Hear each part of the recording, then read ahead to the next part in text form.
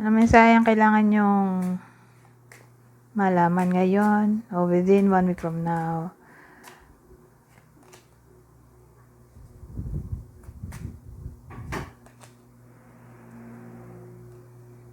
Ano to? Frivolity? Haughtiness. So, ang dating sa akin, within 1 week from now, frivolity. Ito kasing combination na to, parang tatama sa friends with benefits situation. Kung yung iba sa inyo ay ganito, o yung kakilala nyo ay ganito. Yung situation nasa friends with benefits. O yun lang ang gusto. Walang commitment.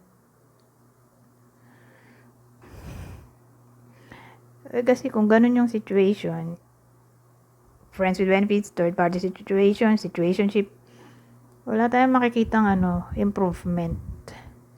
Kasi may someone na egotistical dito. O, gusto lang ng attention. O mala narcissist siguro. So yung narcissist na to, ayan. Naglalaro-laro lang. Hindi siya seryoso. Responsible. Ganun ang dating. So whether ganito yung partner nyo, o kayo mismo, o pwedeng yung kakilala nyo to. Ganito yung takbo ng kwento nila nowadays or within 1 week from now.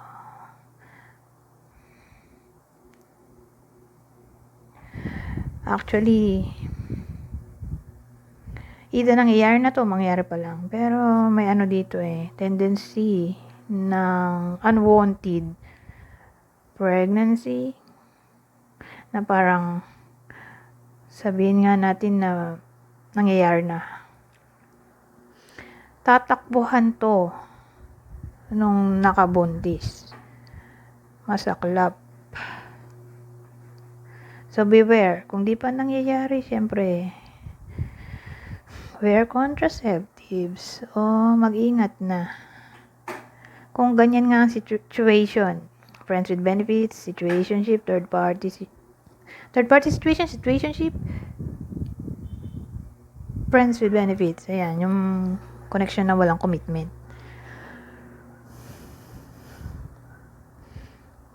Maganda kung di pa nangyayari, di ba? Mape-prevent pa. Paano kung nangyayari na? Ayan. Diyan tayo may problem. Kasi to parang reckless decision. Hindi pinagandaan. Ayan. Nabuntis tuloy.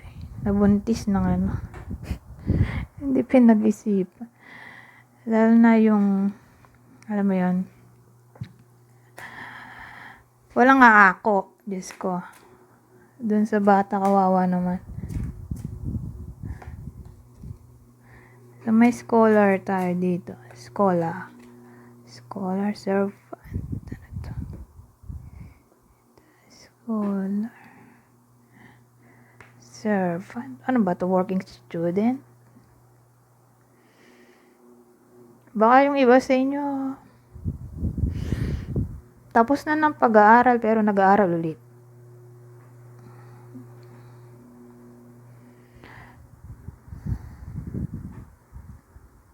O required mag-aral. Lalo na kung nasa health field, sabihin nating doktor. O kumukuha ng masteral, ayan. Busy ang week nila. Nag-aaral. Nagtatrabaho habang nag-aaral. Di ba? Sobrang busy, no? Paano mo yun? Schedule ang time. Parang hirap magkaroon ng time management sa connection na to. O sa situation.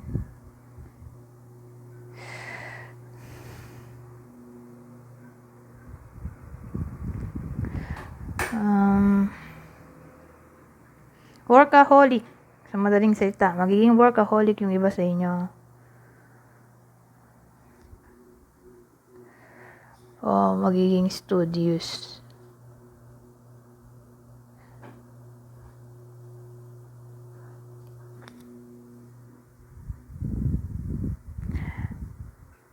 May darating sa buhay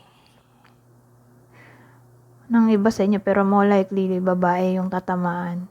May magbabalik, lalaki. Lalo na kung katrabaho o may work yung taong to.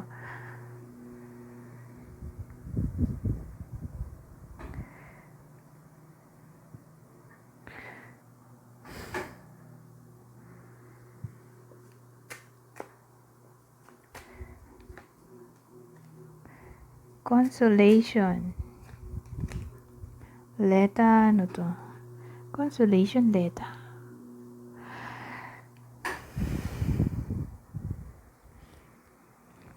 Consolation leta. So, within 1 week from now, makakatanggap ng consolation. Consolation nakalagay.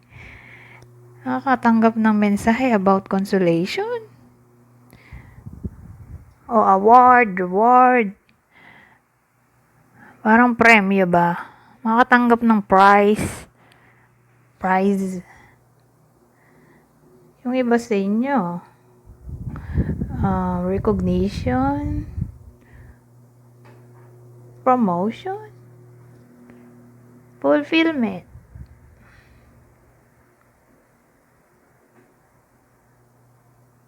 Pero actually, pwede rin ganito to. Yung ine-effortan na crush o ex ay maaring yun na yung reward. Reconciliation.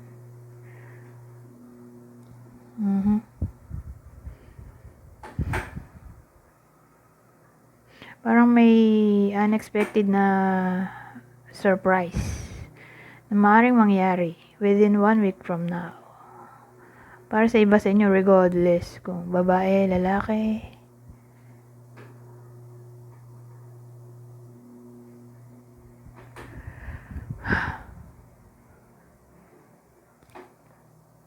O sabihin natin may pinagtatrabahuhan nga.